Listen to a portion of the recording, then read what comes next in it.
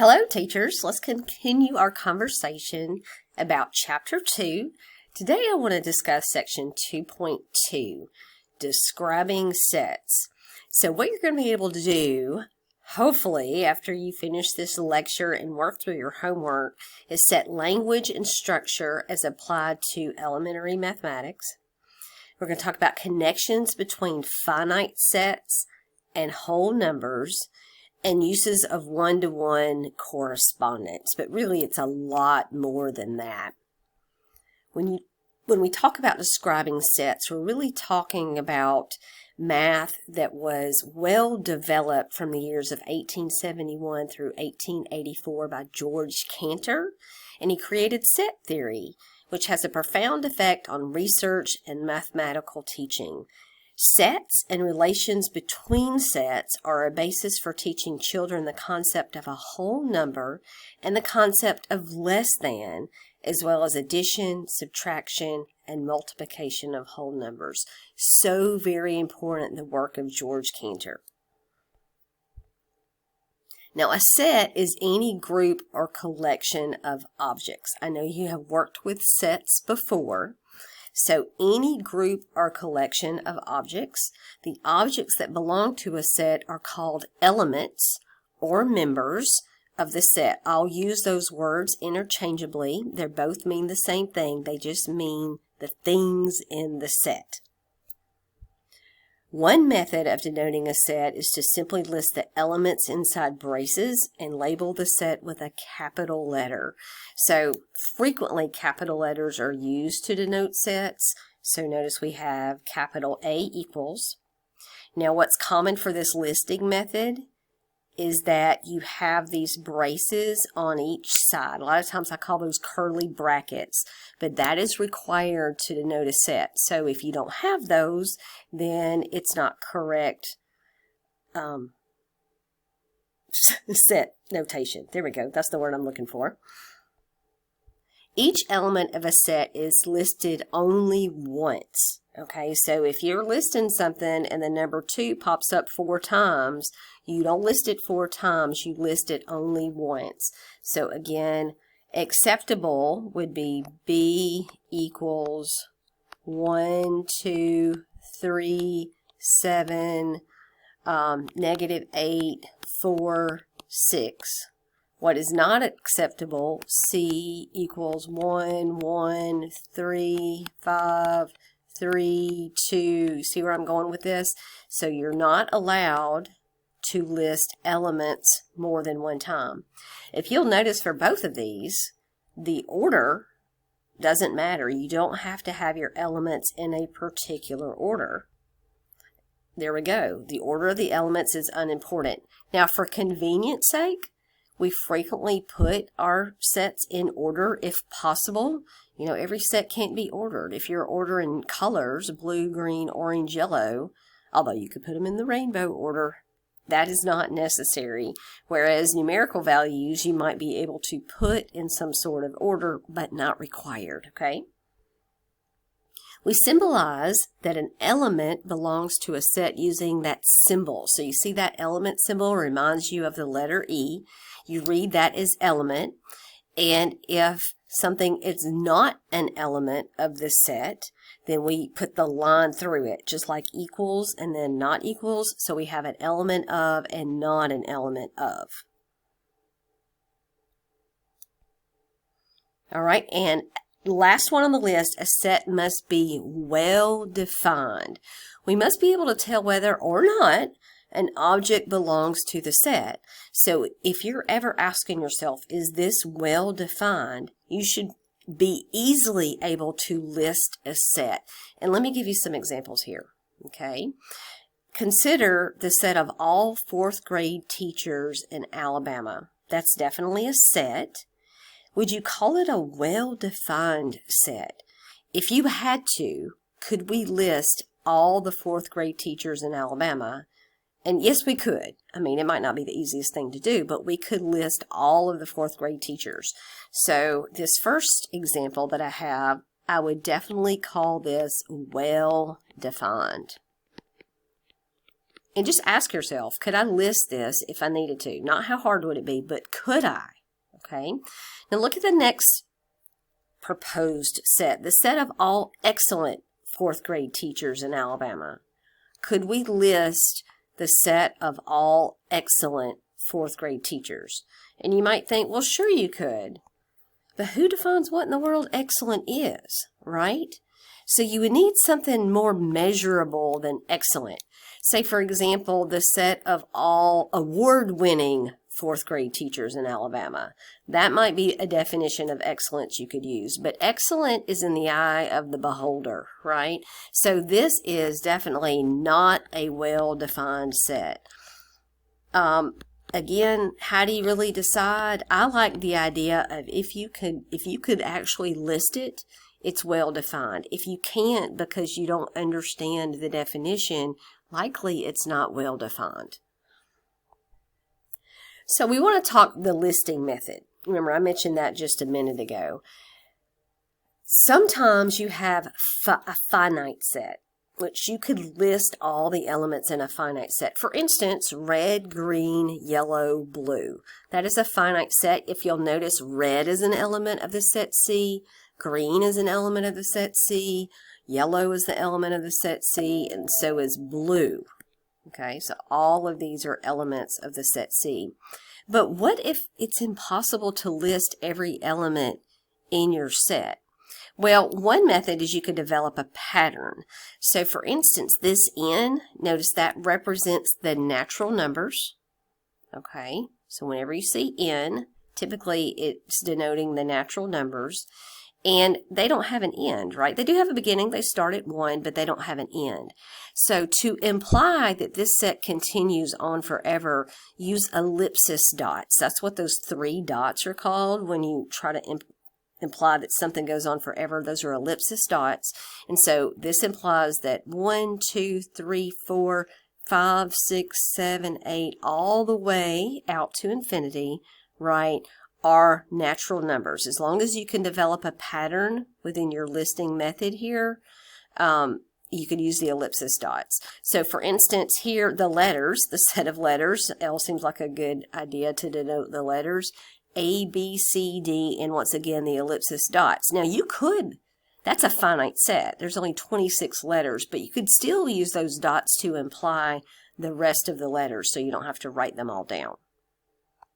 Now below is a different way of describing sets. This is called set builder notation. And this is a little bit more of a struggle for students. I think the roster or listing method is a little easier to understand.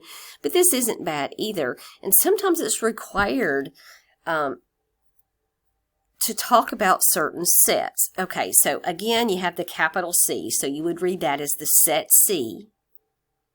Now I read this for every X.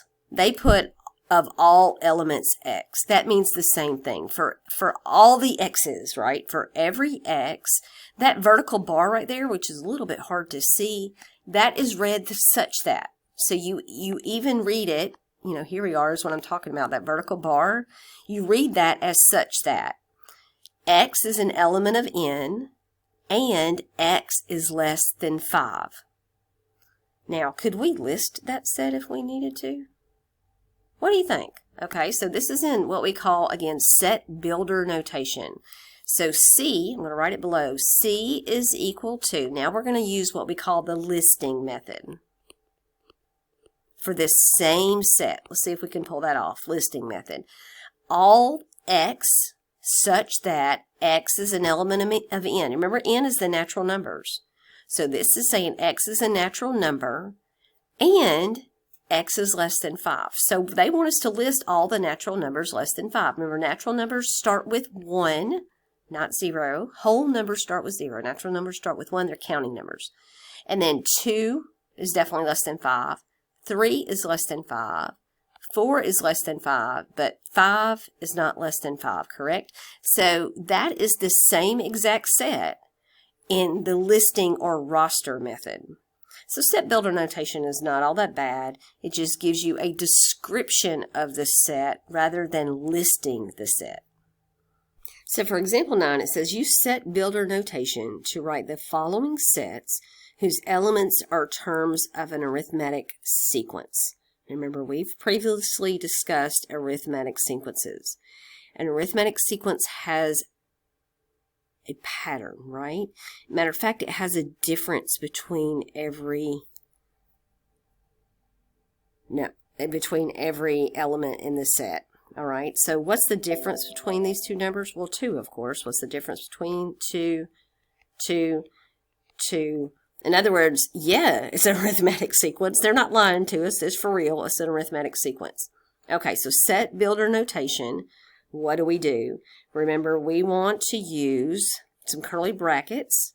They didn't tell us what to call it. I mean, we could call it A if you want to. Why not? Because this is question A. Now, remember, we put all X, that's the way you read that, such that what? How about X is equal to, now how could we make this list? Now, remember, to set up a sequence, say using a formula, what we need is to be able to plug the natural numbers. So when we plug in 1, we get an answer of 2. When we plug in 2, we get an answer of 4. So when we plug in 1, we get an answer of 2. When we plug in 2, we get an answer of 4. When we plug in 3, we get an answer of 6. When we plug in 4, we get an answer of 8. What are we doing to all the numbers?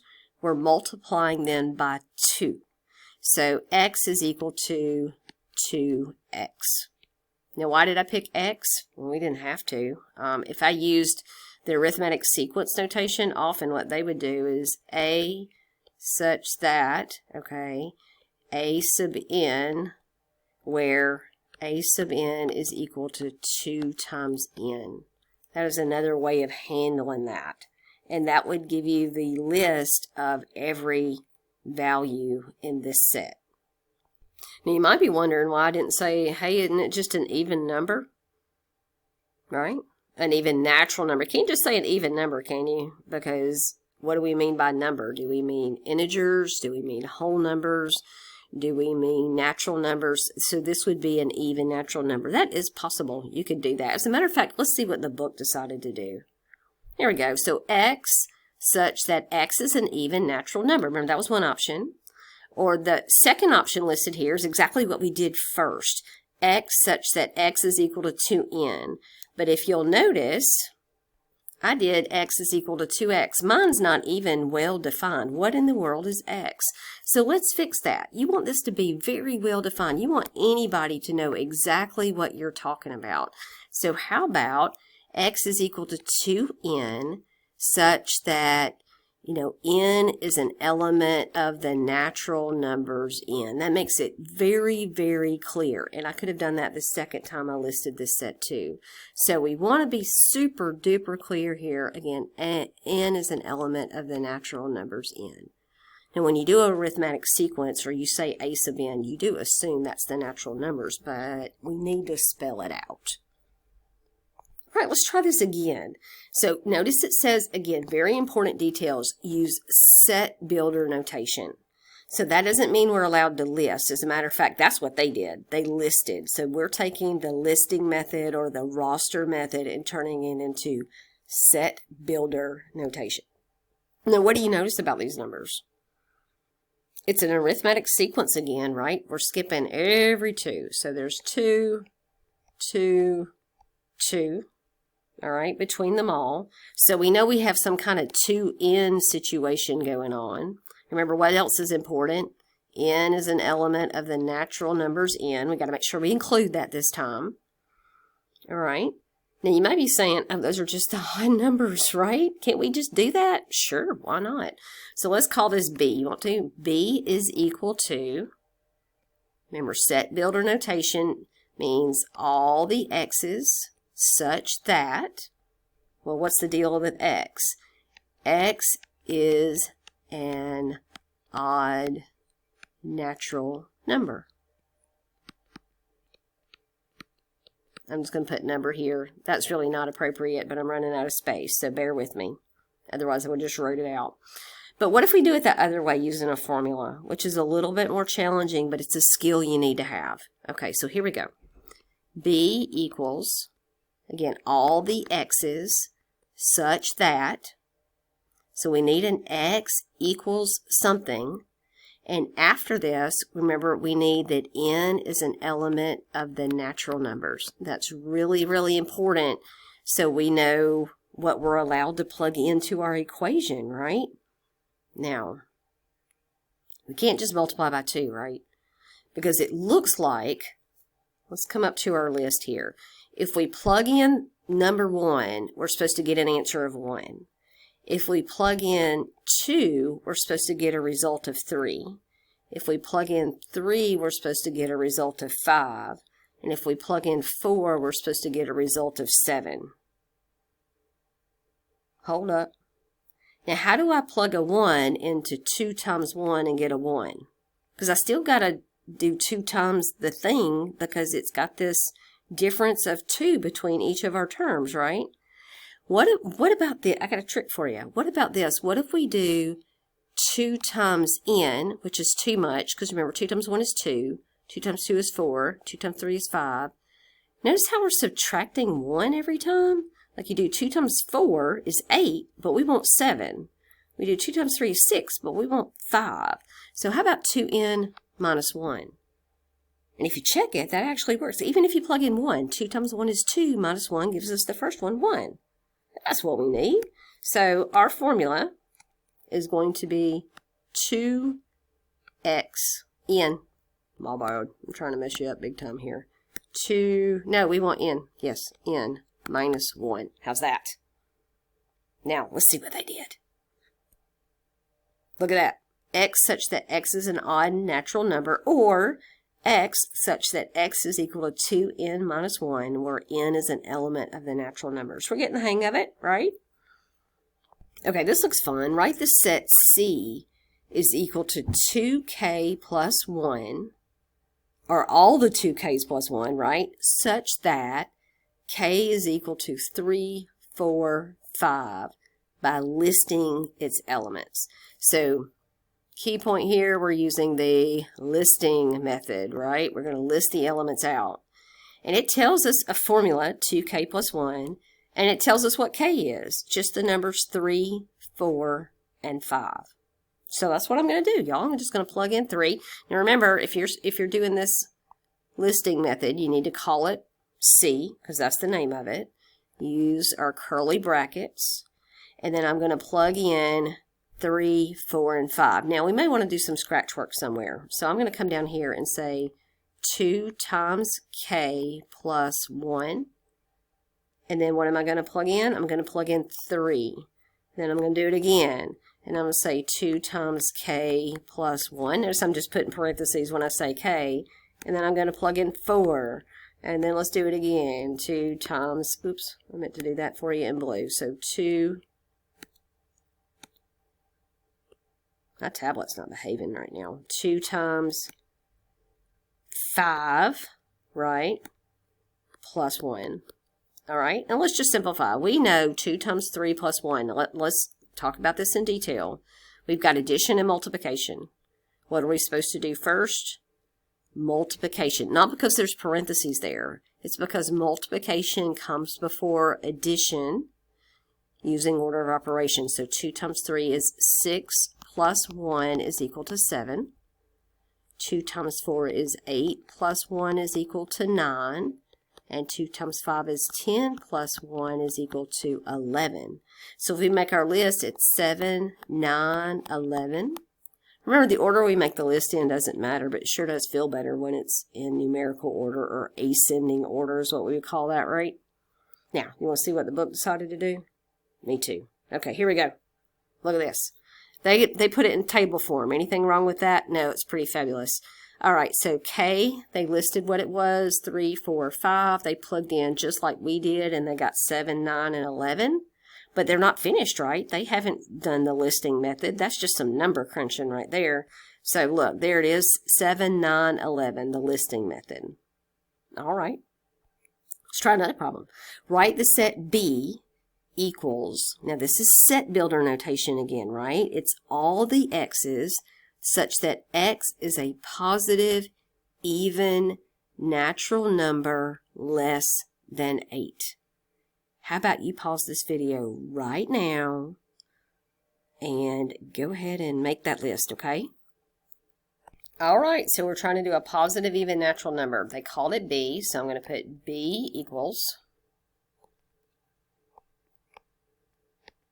in my curly brackets, whether I'm listing or I'm using set builder notation. But now I'm listing.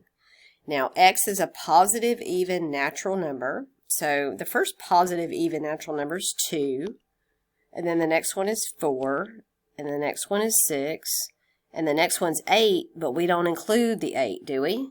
Because this is less than 8. So I'm going to get rid of that comma because we don't need that, and we stop, and that's it. So if you'll notice, there are 3 elements in this set.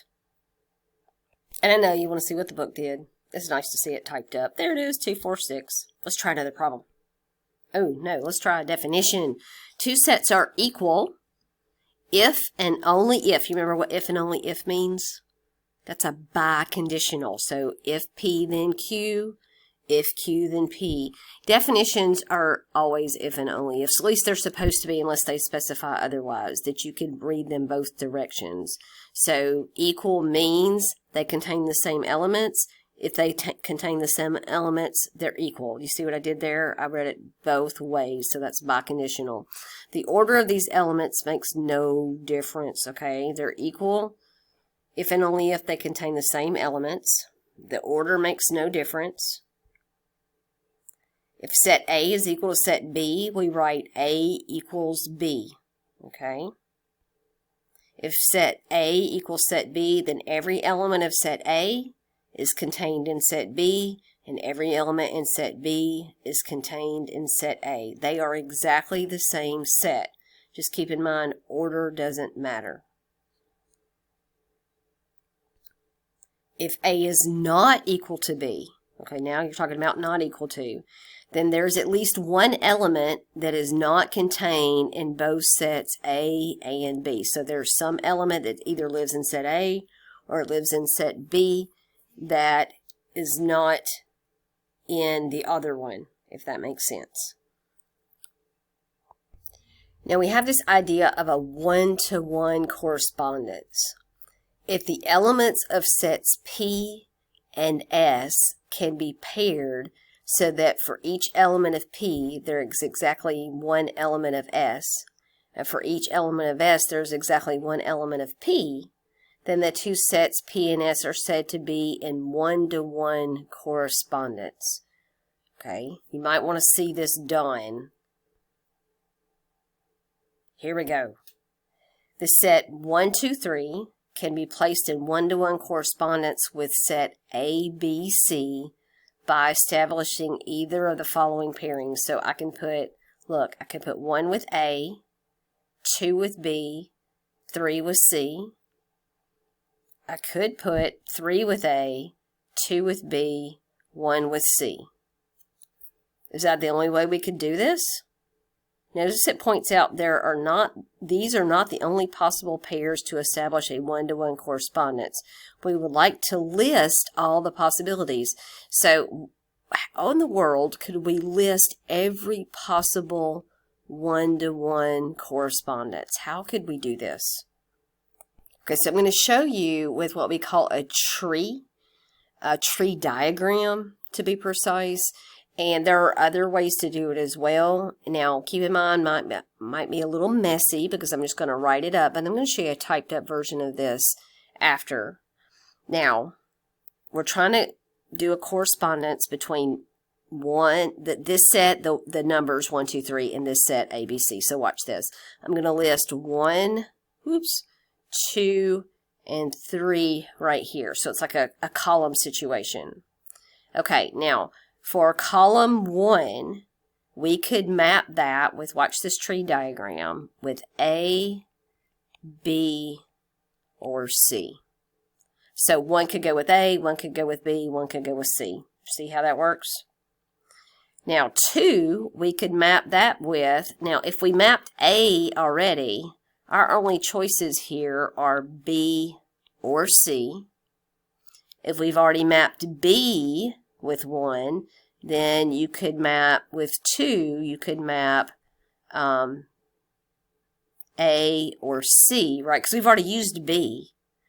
And down here, C, we've already used C, so we could map with A or B. All right? Notice the first time we have 3 options, and then after we pick one of the 3, we've used up 1, and we only have 2 options. And now after you've used up to 2, look, if we follow this path, we picked A first, it goes with 1. We picked B second, it goes with 2. Off of B, their only option is C. So C would go with 3. Or if we picked A to go with 1, C to go with 2, then what's missing? B goes with 3. Or if you picked B to go with 1, A to go with 2, what have we not used yet? C, right?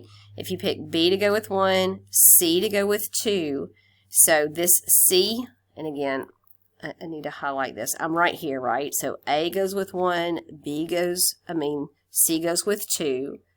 Then what does that mean? That means right here, this has got to be A, folks, right? Because that's all we have left. And again, I follow my pattern. So now we've picked C first, and it goes with 1. A goes with 2. So we haven't used B yet, so that means B is our third to go with 3. Only one more option. So C first, B is second right here. That only leaves A to go with 3. So how many pairings is that? So what you can do is you count the end of your branches. I'm going to highlight each of them in pink. So that's one end of the branch, 2, 3, 4, 5. There are 6 possibilities. So 6 mappings. And that's another way to say this one-to-one correspondence. Now, the book has a much neater version of this for you, but I need you to see it live, like doing it, and not already completed like this, right? There's the 6 that we came up with, but it looks so much more organized, but truthfully, they did exactly the same work we did. Another way to handle it is just in table form, in a diagram, and you could probably, not a tree diagram, but just a table. You could probably do that with no problem too. Like if A's picked to go with 1, then you only have left B and C to pick. So B could go with 2 and C could go with 3, or the other way around. C could go with 2 and B could go with 3. Now pick B first, okay? And it goes with 1. And then you could do AC and then switch them around, CA, and then finally pick C first, and then AB, then BA. You see, so that might make you feel more organized in table form. It might make you feel more organized in diagram form. I'm a big tree diagram fan myself. Now, I want you to take note of this page for homework purposes. There's a homework question that addresses this. I almost took this out of the PowerPoint, but it really refers back to this specific page. So make sure you can find it at like minute 28 of section 2.2 video. How can we determine the number of one-to-one correspondences between 2 sets? It says this is referring to the last example. It says in our example, given the element 1 in the first set, there are 3 possible elements in the second set which can be paired with the 1, namely A, B, or C. Now reflect back on your tree diagram, okay? So real quick, tree diagram, A, B, or C. That's the 3 branches. Now in the second point, it says once we have paired an element with 1, that leaves 2 elements in the second set to pair with number 2. So if we look back at our tree diagram, and I could look at the more organized one, what they're referring to are these 2 choices. So that's just 2 choices beginning after you have picked the first element. And then it's going to say after that, you only have 1 choice. Look, after you've picked A, then B, you only have C. Or you only have B, all the way down the line. And so that's what the third thing says. Once we have paired an element in the second set with 1 and with 2, there will be 1 element left in the second set to pair with 3. Now, one thing they want to point out here is this. If event M can occur in M ways. Seems like this has nothing to do with what we're doing right now, but it does. If event M can occur in M ways, okay, this is important, and after it has occurred, event N can occur in N ways, then event M followed by event N can occur in M times N ways. That's called the fundamental counting principle. Okay, what in the world does that have to do with the problem we just did? Well, let's think about this. The pairing, right? The first pairing that we did to pair up with 1, we had 3 choices. And then the next event was pairing up the second number, and we had 2 choices. And then the next event was pairing up the third number, and we had 1 choice. Boom, 3 times 2 times 1 equals 6. Waha! So this problem is to help you with a homework question. Then I'm going to shut this video down because I've already passed my 30-minute mark, and then I'm going to take you to part 2. Okay, I'm not sure I was recording just then. If I am, forgive me, but I'm going to do this last problem before I take you to part 2, okay? So it says, how many one-to-one correspondences are between 2 sets with 7 elements? Whoa. Okay, so we're pairing up the first element. So let's think about this instead of a diagram, because y'all, do you want to do a tree diagram with 7 different options right off the bat? It would be like, so watch this, 1, 2, 3, 4, 5, 6, 7. Look, mine already looks horrible. And then I got to branch off of that like 6 times. Oh, no, no, no, no, no. What we want to do is think about the multiplication principle, okay? So the multiplication principle tells me I've got 7 things to do, right? I got 7 pairings. I got the first pairing, second pairing, third, fourth, fifth, sixth, seventh. So I'm going to write that. That's the first pairing. That's the second, third, fourth. You're with me. Dot, dot, dot. All right. How many ways can I pair the first number? 7. All right. I got 7 different options I can pick. So if 1 was the first number and we had to do 7 letters, I got 7 different letters to pair. Well, I've used one of them up now that I've got 6, right? I've used another one up. Now I've got 5. I've used another one up. You get the picture. 4 times 3 times 2 times 1. You do multiply that out on your calculator, and that's going to give you your result. Y'all want to multiply that out? I got 5,040 in my calculator. Now, I don't know if you've ever seen this before, and I don't recall this showing up at this section, but I'm going to tell you now. Another way to say, hey, I'm going to multiply a number times all its previous numbers before that, okay? Integers has to be with whole numbers that you can do, or integers that you can do that, but not even integers, natural numbers. Let me stick to natural numbers. Another way to say that is 7 factorial. That's what it is. 7 times 6 times 5 times 4 times 3 times 2 times 1 is 5,040. So now how many one-to-one correspondences are between the sets with 7 elements? 5,040. How about k elements? How would you do that? Well, it would be k times k minus 1 times k minus 2, all the way down. We don't know how big k is, all the way until you get to 1. Now, another way to write that, again, we might not have that notation in this section, would be k factorial. But this is also a correct way to write that too. So k pairings is k times k minus 1 times k minus 2, all the way until you count down natural numbers to 1. I'm going to call this video done. I'm going to come back for part 2. I hope you have a wonderful day, and let me know if you're having any problems, okay?